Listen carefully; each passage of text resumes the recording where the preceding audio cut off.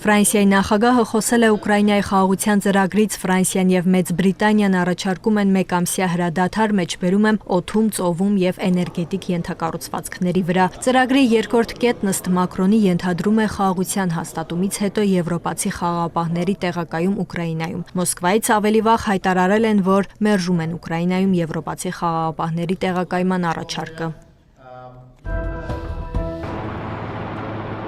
Լոնդոնում երեկ Կանադայի եւ եվրոպական մի շարք երկրների առաջնորդների հետ հանդիպումից հետո Ուկրաինայի նախագահը հանդիպել է Մեծ Բրիտանիայի թագավոր Չարլզ III-ի հետ։ Հանդիպումից առաջ Ուկրաինայի նախագահը հայտարարել է, որ Կիևը դեռ պատրաստ է Վաշինգտոնի հետ հազվագյուտ օգտակար հանածոների վերաբերյալ գործարք կնքել, չնայած ուրբաթ օրը Օվալաձև սենյակում Միացյալ Նահանգների նախագահ Դոնալդ Թրամփի հետ ունեցած թեժ քննարկմանը։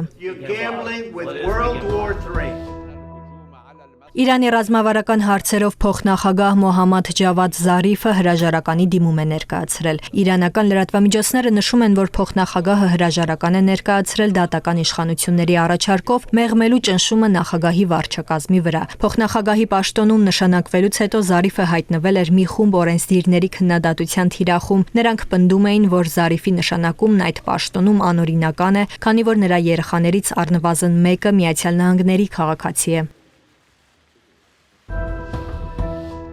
Լոս Անջելեսում կայացած Օսկարի 97-րդ մրցանակաբաշխությանը անօրան արժանացավ 5 մրցանակի, այդ թվում լավագույն ֆիլմ եւ լավագույն ռեժիսոր անվանակարգերում։ Ֆիլմում նկարահանվել են նաեւ հայ դերասաններ Կարեն Գալագուլյանը եւ Վաչե Թովմասյանը։